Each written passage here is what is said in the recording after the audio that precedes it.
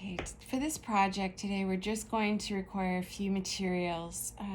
You're going to need a pencil with an eraser, a Sharpie marker, two size brushes, a medium and small brush, a rag that you can continue to reuse and wash, and we're going to be using watercolor, and you'll need a cup with water.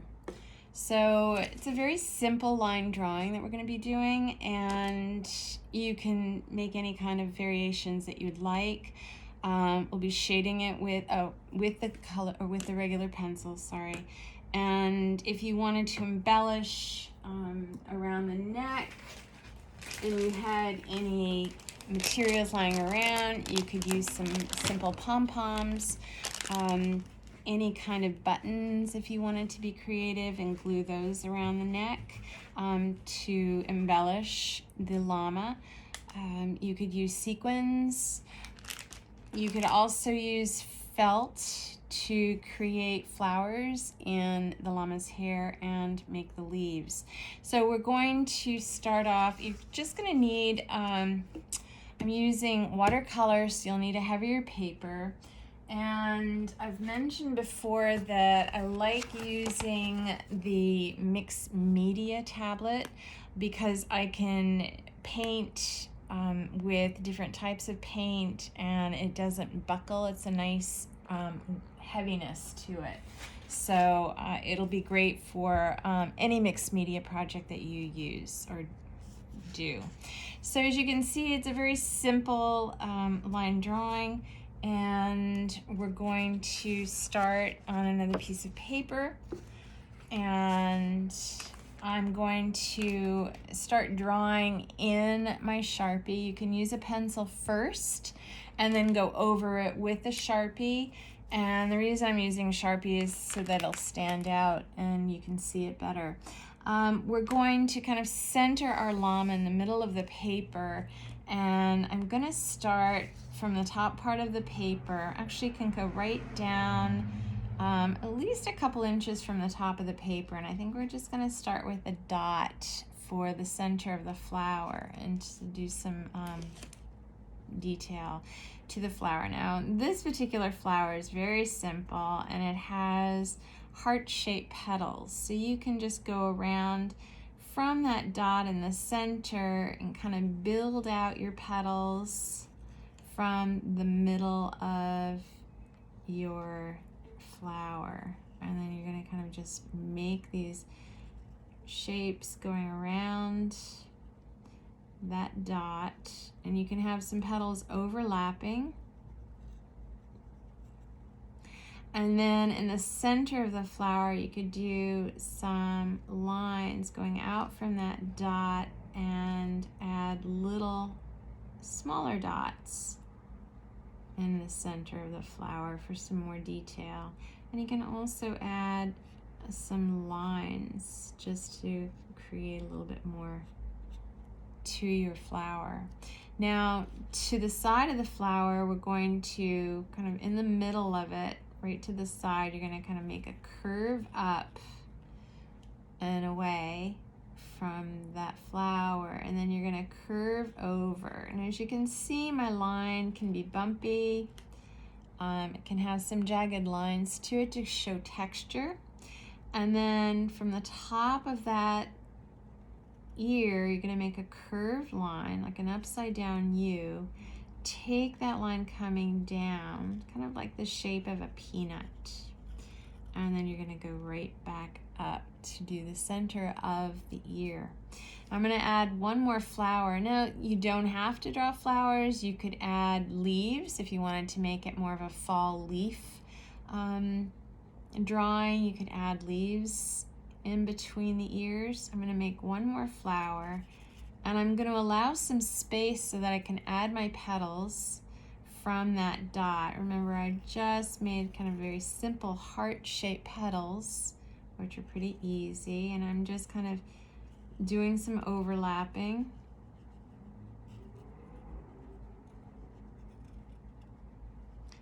And then this one will go right up next to the other. And you can also add a couple of leaves. You could add more than one leaf, kind of around the bottom part of your flowers, and a little bit of a vein right down the center. Now you can use your finger to go across and then go up to see where you're going to start the inside part of your other ear. So you're going to take that going up, and it's going to curve in, and then you're going to curve over.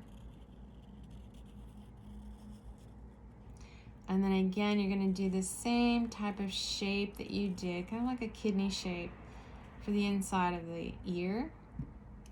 And then right underneath, you can go right past a leaf if you've got that drawn out. And you're going to add a couple of curves for the side of the head. Now I'm going to make my eye go up just a little bit higher. So as you can see, I'm kind of making like a V that's on its side. And I'm going to make the same shape on the other side. Okay. I'm going to add some eyelashes, and I'm going to make a curved line at the very end of that V. And then I'm going to add a curve going over the eye for the eyelid. And I'm going to add a small circle. Now, that circle is to be left empty. It just shows the reflection of light in the eye. And what you can do with your marker is color that part in around the circle, not the circle itself. I'm going to do the same thing on the other side.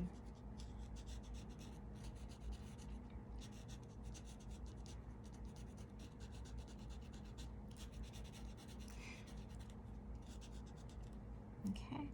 Now, the nose is in between the eyes, slightly lower, and what I'm going to do is you can make a guide dot kind of in between the eyes, and then take a curve. It has a curve up. It curves out and up just slightly, and then in between you're going to make a little curved line that droops down in between those two curves. Make a short straight line, and then curve down and up, kind of slightly at an angle. And then make a small curve in between the cheeks. And that section you can color in with your marker. Now it's important that you use a marker that's permanent to color this part in. If you use a kind of a felt tip marker that's not a permanent marker, then it will bleed when it gets wet.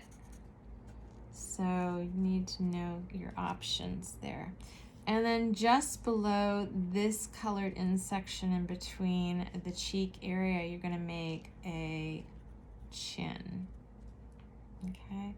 And then I'm just going to go to the side of the nose, close to the top, and curve out and kind of over. All right. Now, underneath the eyes, right underneath, you're going to take and make a curve out slightly.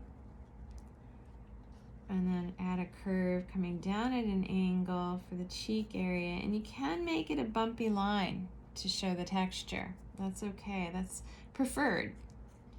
And then you're going to just take a line coming down for the side of the neck.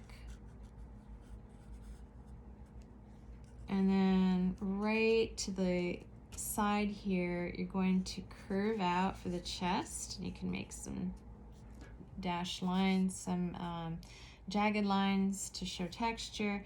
And we're going to add like a little curve around the neck, and you can do a double curve line that's close to that curve along the bottom, and then embellish it just with some circles. Like I said, you could add pom-poms and glue them on after you've painted your llama. If you don't have paints available, then what you can use are color pencils, and we're just going to curve right to the edge of our paper. So notice my lines go right to the bottom and the side of the paper. They don't stop before that. And then you can embellish with another kind of section going around the neck with a double curve line. And you can add tassels. You can do a short straight line and kind of make tassels spaced apart.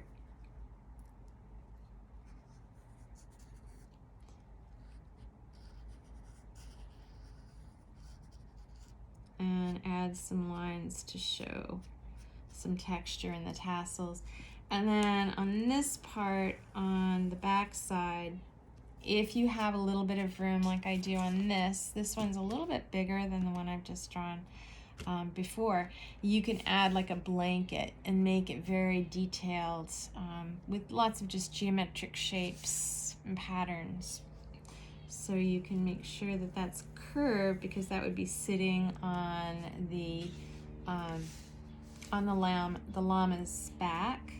And you can make just a few curved lines, and in between each curved line you can create a pattern. So you can do zigzags, you can make hearts, but when I do my pattern I make sure I touch the top and bottom line with the design that I've created.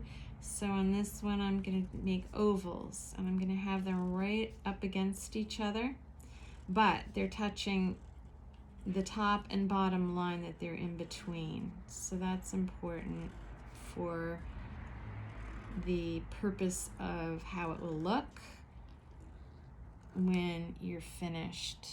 And if you wanted to just make kind of a soft wavy line, you could do that. Now this soft wavy line is not touching the top, but it is definitely touching the bottom.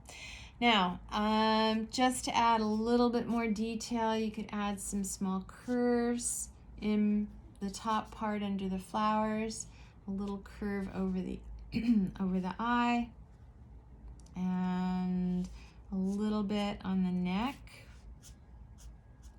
Kind of make some wispy lines to show the texture on your llama. Now, when you're done with your drawing, again, use your eraser, hold your paper down with one hand, fingers splayed out, and just gently erase any of the pencil lines that are existing. Now, before I start with my watercolor, I'm going to do a slightly different technique with this than I have with you in the past. And the one thing I did miss here is doing a little bit more detail on the second flower. So I'm just going to do some short straight lines going out, and then make a dot for the center of your flower. There, for the last minute detail. So double check, make sure you've cleaned it up with your eraser. And now what we're going to do before we paint is, you can just use your regular pencil, your regular school pencil, excuse me, and you can kind of do a little bit of shading right underneath the flower to show a little bit of a shadow underneath your leaf. And I'm going to go above the nose. I'm going to kind of take a line at each side of the nose and go slightly up at an angle, and then just gently go back and forth with your pencil to add a shadow. You don't want it too dark. You just want a hint of a shadow. You're going to go, excuse me, to this inner section of the cheek, and then just below the mouth, and of course a little bit below the chin. And I'm not pressing hard with my pencil at all. I just want my shadow to be subtle and not very strong, not blackened. And once you're done, and you can also go underneath your embellished detail around the neck.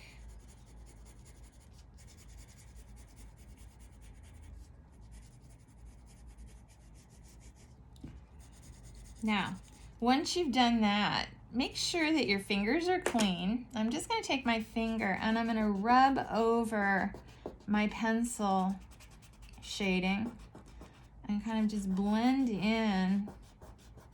And what it does is it kind of just softens the pencil so it looks more natural.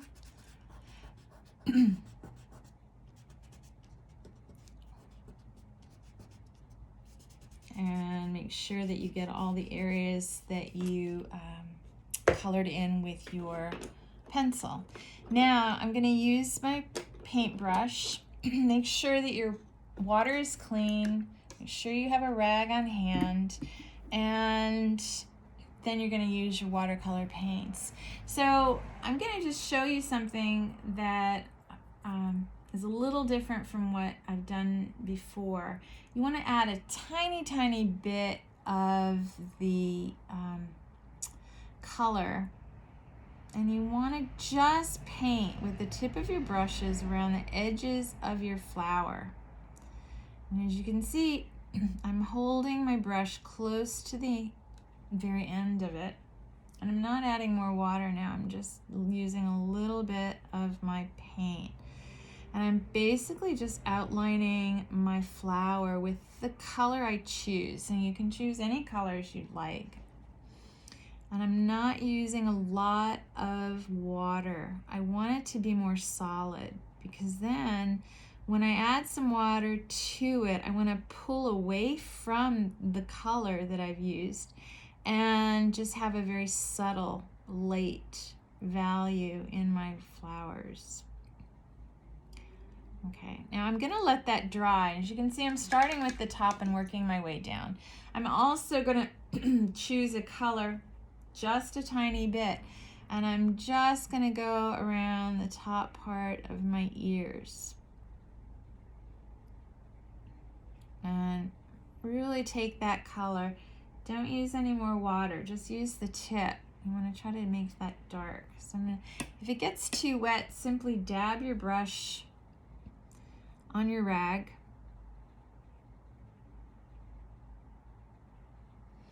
And then we're going to let that dry. And make sure that you might want to dry it. Be gentle with your brush. They're an important tool that artists take very good care of.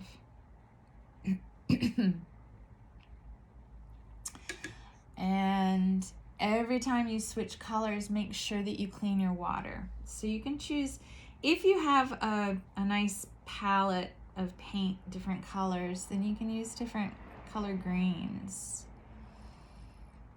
for your leaves. It doesn't have to be all the same. Now, I'm just going to paint these in the same color since I have enough on my brush. And if you want it darker, just add a little bit more paint to your brush without adding water. So now I'm going to work my way down to my collar that I've got, and I'm just simply going to color in the bands that hold the pom-poms and tassels to the collars that I've created. And you can use any color that you'd like. It doesn't have to be the same color that I've chosen. I like to mix it up and try new colors all the time that I might not have used before. And then just see how I'm holding my brush rather close so that I have more control. And I'm not even dipping into the paint. I'm just using what I have on my brush to paint that in. And I'm going to rinse it out again. And then choose a color, maybe slightly darker for the tassels.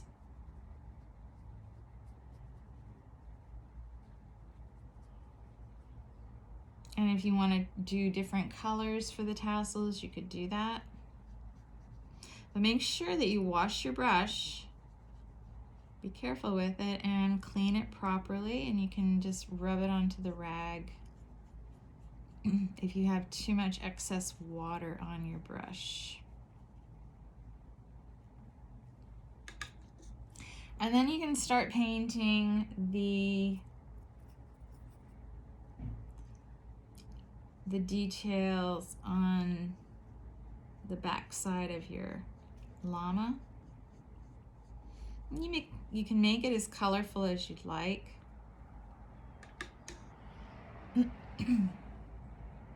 You can use same color family, but different values, darker, light, medium, all in the same color family. Try to get the white spots. If you've missed a couple of areas, clean your brush go back into the color that you need to. Be very careful when it's up against another wet spot because it could bleed very easily. You may want to let that dry before you do the next section. I'm just going to use blue here. And then just continue to fill in this kind of neat designed blanket that's on the llama.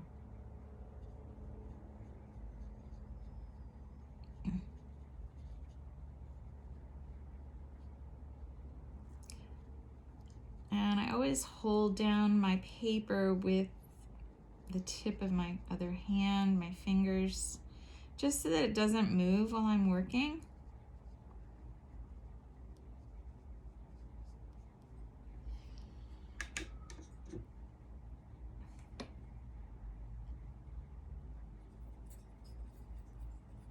Make sure that your water's clean when you're doing your painting. You may have to clean it one more time before you go into your color. You don't want to contaminate the color with a darker color that you might have used previously. And then you'll finish up the rest of your painting. Now, if you wanted to add some background to it, as you can see in my example, I've simply just added some plants to the background. You can do some simple plants to your background. Before I finish, I can just show you how to draw a couple of them, and then you can add those to your background. And you want to make sure this is dry before you do your drawing, but because of the time constraint, I'll show you. So you can, again, use your pencil first to do your actual drawing, and then you can add just a soft curved line with some petals kind of spaced in between each other.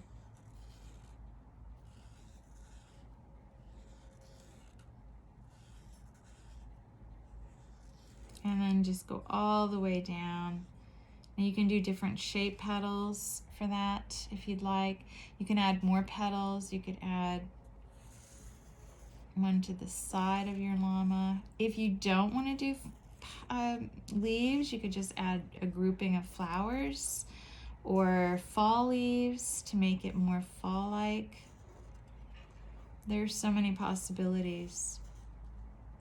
And because I'm right up against the llama, I cannot do the entire leaf, so there's a little bit of overlapping where it's cut off. And then just kind of mix it up with some, and you can do other colors for your plants in the background. You could make them more like fall plants where you can add fall colors.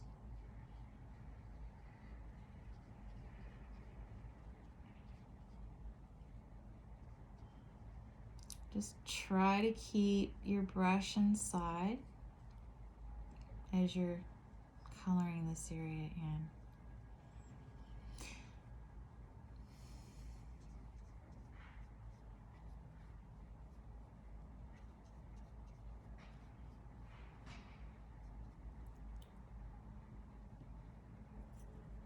And you can use a similar color to the other plant that you may have added, or you could do something completely different. Maybe do like a darker green if you'd like.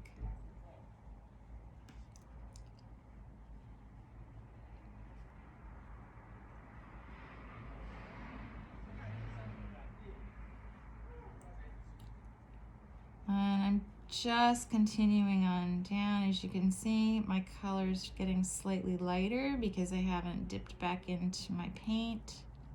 And that's okay. You can have dark, medium, and lighter values. Now, the last part of this project, remember how I didn't finish painting that in. So I'm just going to simply add a tiny bit of clean water right to the edge of the color I had put in before. And as you can see, it goes from dark, medium, and kind of bleeds in a lighter shade. And because I have the other flower the same color, I'm just going to use the little bit of water that I have on my brush. I've not added any paint, And you can see it's a nice transition from dark to light. I'm just going to do the same thing on my ear. Now, if it didn't come out darker, you can always just add a slightly, you can add a little bit more paint to that section if you wanted it slightly darker, but I'm fine with what I've got. And there you have it. You've got a nice little llama that is shaded with pencil. We used watercolor for painting the rest of it. Just finish this part up. And you can add more to your background if you want. But hopefully this gives you a nice start to drawing your llama. And when you're done, make sure you don't leave your brush in your water. Clean your brush and store it right side up so the bristles are standing upright so it doesn't change the shape of your brush. Okay, thanks so much, and I'll see you next week. Bye-bye.